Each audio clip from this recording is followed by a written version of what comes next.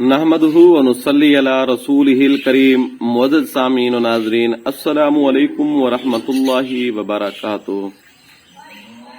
दोस्त अहबाब अक्सर तौर पर पूछते रहते हैं कि कोई ऐसा वजीफा या कोई ऐसा अमल बताएं जो हर तरह के जादू का हम उससे इलाज अपना भी कर सकें और किसी और अजीज व अकारिब किसी और बंदे के ऊपर अगर जादू असर अंदाज हो रहा है, जादू उसको अपनी लपेट में ले रहा है, जादू का असर आ चुका है, तो उसको भी हम कोशिश करें उसको भी अपना फैज पहुंचाएं जिसकी वजह से उसका जादू खत्म हो जाए।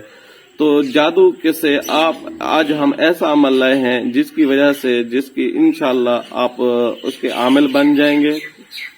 और इतना आमिल बनना इस अमल का मुश्किल भी नहीं है, और आपको जादूगर उल्टा होकर भी जोर लगाए तो इंशाअल्लाह आपका कोई नुकसान नहीं कर सकेगा, जादूगर आपका बाल बीगा भी नहीं कर सकेगा इंशाअल्लाह।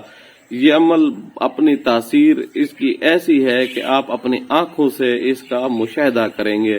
कोई देखती आंख इसका इनकार नहीं कर सकती, कोई दिमाग इस अमल का इनकार नहीं कर सकता। ये बहुत पावरफुल और बहुत पुरतासीर अमल है, लेकिन अपनी हिफाजत के लिए आपको जो इसने नतीजा पहुंचाना है वो तो बहुत ही मुअस्सर है। औरों के लिए भी आप इसका फैज दूसरों तक भी पहुंचा सकते हैं। बहुत पावरफुल अमल है। अमल ये है कि आपने जादू की जब हिस्ट्री जहां कहीं भी सुनी होगी या पढ़ी होगी तो दुनिया में खतरनाक तरीन जादूगर का नाम सुना होगा। वो नाम है सामरी, जिसका कुरान ने भी जिक्र किया है। सामरी बहुत खतरनाक जादूगर था, और इतना खतरनाक था कि जब आप हज़रत मूसा अलैहिस्सलातु वस्सलाम को अल्लाह तबारक व तआला के पास कोहे तूर पे गए तो पीछे इसने एक बिछड़े के अंदर एक मिट्टी डालकर उसको सोना वगैरह उसके मुंह में अंदर डाल के मिट्टी मुख्तलिफ किस्म की जगह की मिट्टी उठा के उसने मुंह में डाली और बिछड़े से आवाजें पैदा आना शुरू हो गई। ये जादू का कमाल था। तो फिर उसने लोगों ने उस बछड़े की पूजा शुरू कर दी। हजरत मूसा अलैहिस्सलाम जब वापस आए तो हजरत मूसा अलैहिस्सलाम बड़ी जाहो जलाल के अंदर, वैसे भी जलाली पैगंबर थे, बड़े जाहो जलाल के साथ जब वापस आए तो कुरान मजीद के सूरत ताहा के अंदर आयत नंबर 95, तो हजरत मूसा अलैहिस्सलाम ने बड़े गजब से उनसे पूछा, काला फमा खतबुका या सामिरी। इस लफ्ज के अंदर, इस तासीर के अंदर, इस लफ्ज की जो एक वहां पैगंबर खुदा के पैगंबर का जाहो जलाल, फिर उनके मुंह से निकले हुए लफ्ज जिनको कुरान ने जिक्र किया है, आप सोचें कि कितने पुरतासीर लफ्ज होंगे, कितनी उनकी तासीर होगी, जिसको खुद अल्लाह ताला ने कलाम पाक का हिस्सा बना दिया। तो उस इन लफ्जों का सुनना था कि सामरी के ऊपर हैबत तारी हो गई, सामरी के ऊपर रोब आ गया। फिर उसने अपनी ये स्टोरी सुना दी कि इस तरह का सीन हुआ है। देखिए, जादूगर के लिए सबसे जो खतरनाक चीज होती है वो अपना जादू बताना होता है। जादूगर को जितनी सजाएं दें, उनके खिलाफ जो कुछ करें, वो सब कुछ बर्दाश्त कर सकते हैं, लेकिन वो ये हरगिज नहीं बताएंगे कि मैंने जादू को किस तरह किया है। हमारे पास कई इस तरह के केसेस आए हैं, कई जादूगर भी हैं, हमारी टीम का बकायदा अब हिस्सा बन चुके हैं। ये पहले जादू की फील्ड में थे, अब तौबा तैब होकर बकायदा हमारी रूहानी फील्ड के अंदर आ गए हैं, वहां से तौबा तैब हो चुके हैं। उनकी भी स्टोरियां हैं, हम जिक्र नहीं करना चाहते, ना मुनासिब समझते हैं चीज को, कि अब जब इंसान तौबा तैब हो जाता है तो उसका जिक्र इन चीजों को खोलना ही नहीं चाहिए। तो अब जाकर वो जो हमें चीजें बताते हैं हम हैरान हो जाते हैं। फिर उसका फायदा ये होता है हमारी रिसर्च में, हमारी तहकीक में ये चीजें मुआविन साबित होती हैं। तो जादूगर अपना अमल, अपना जादू कभी नहीं बताता, लेकिन मूसा अलैहिस्सलाम के जाहो जलाल के सामने सामरी ढेर हुआ और उसने अपना सारा कच्चा चिट्ठा खोल दिया। फिर मूसा अलैहिस्सलाम ने उसके लिए बद्दुआ की और अल्लाह तबारक व तआला ने उसको एक ऐसी सजा दी, ऐसी सजा दी कि रहती दुनिया तक वो एक इबरत का निशान बन गया है। इस अमल के करने से आपको भी यही फायदा हासिल होगा। एक तो ये कि आपके ऊपर किसी ने अटैक किया है, किसी ने आपको जादू किया है, या आप कहते हैं कि जादू बेशक नहीं किया, आप चाहते हैं कि जादू से आप महफूज रह जाएं, आपको कोई जादू असर अंदाज हो ना सके।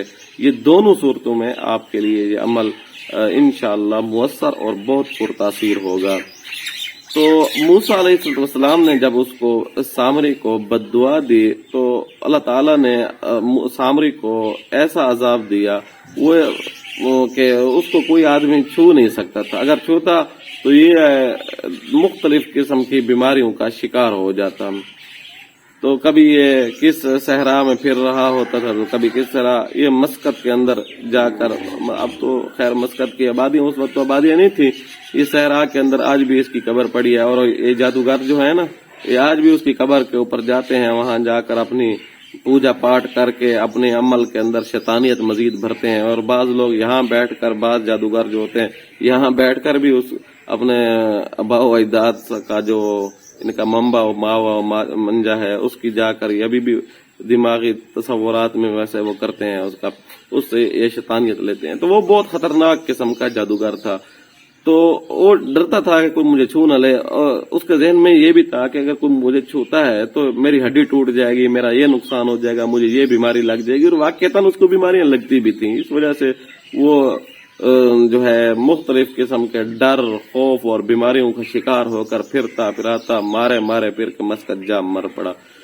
تو اس عمل سے بھی آپ کو یہ فائدہ ہوگا، اس عمل کی بڑی تاثیر ہے، قدر کریں انشاءاللہ ثم انشاءاللہ۔ بڑے سے بڑا جادوگر، میں بار بار یہ لفظ کہہ رہا ہوں کہ بڑے سے بڑا جادوگر بھی وہ اگر آپ کی مخالفت کرتا ہے تو اس لفظ کی تاثیر سے، اس لفظ کی برکت سے وہ بھی، اس کو بھی منہ کی کھانی پڑے گی، وہ اپنے مقصد میں نامراد بھی ہوگا، صرف نامراد نہیں ہوگا، اپنے ہی عمل، اپنے ہی جادو کا وہی اپنا جادو اس کے لیے وبال جان بن جائے گا۔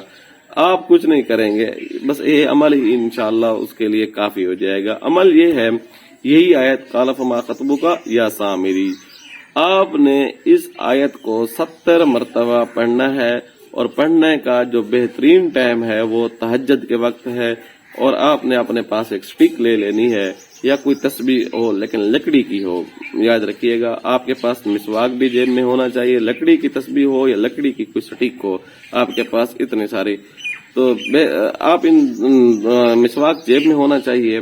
آپ نے 70 مرتبہ پڑھتے ہوئے آپ نے تصور یہ کرنا ہے کہ آنکھیں بند کر لینی ہے، تصور یہ کریں کہ آپ کے سامنے بیت اللہ ہے اور آپ عمل کر رہے ہیں، بیت اللہ سے نور نکل رہا ہے اور آپ کے سینے کے اوپر پڑ رہا ہے، آپ کی تاثیر مزید بڑھ رہی ہے، آپ کے اندر روحانی طاقت آ رہی ہے، اور آپ دیکھ رہے ہیں کہ ایک نور سا، ایک روشنی سی آپ کے ارد گرد آ رہی ہے اور آپ کے دل کے اوپر سما رہی ہے۔ 3 دن آپ نے لگاتار اس کو 70 مرتبہ پڑھنا ہے، بڑے ہوش و حواس کے ساتھ پڑھنا ہے، اور اس کے اندر کسی قسم کی سستی، کجی، کوتاہی بالکل نہیں کرنی۔ 3 دن کے بعد آپ اس کے عمل بن جائیں گے۔ آپ نے ہر نماز کے ساتھ اگر 1 مرتبہ پڑھ سکتے ہیں ٹھیک ہے، نہیں تو کسی ایک نماز کے ساتھ اس کو 7 مرتبہ پڑھ لیں تو بھی آپ کی کنٹرول میں یہ عمل رہے گا۔ اب جب نے 3 دن عمل کر لیا ہے، آپ وہی لکڑی والی تسبیح یا سٹیک آپ نے رکھی تھی، جس کو دیں گے وہ 2 منٹ ہاتھ میں پکڑے اور آپ نے اس کو 70 مرتبہ پڑھنا ہے۔ انشاءاللہ جادو رفو چکر ہو جائے گا، ختم ہو جائے گا، جادو کے اثرات اس کے جسم سے، اس کے جسم کے ہر پہلو سے نکلنا شروع ہو جائیں گے، اور آپ جس بندے نے جادو کیا تھا یہ جادو اس کی طرف پلٹنا بھی شروع ہو جائے گا۔ مزے کی بات یہ ہے جو بندہ اس جادو کے عمل میں ملوث تھا، جادوگر، اور آگے جو بندہ جس نے جادو کروایا ہے وہ بندہ بھی اس کا شکار ہو جائے گا۔ اور تیسرا فائدہ اس کا یہ ہوگا کہ آئندہ کے لیے اس کے اوپر جادو اٹیک جلدی نہیں کر سکے گا۔ اگر خود وہ بندہ اس کو پڑھنے کے لیے یہی وظیفہ بتا دے تو اس کو بھی خود بھی محفوظ رہ جائے گا، اس کے بیوی بچے بال وغیرہ یہ بھی محفوظ رہ جائیں گے۔ تو اس عمل کی قدر کریں، انشاءاللہ ثم انشاءاللہ آپ کو فائدہ دے گا۔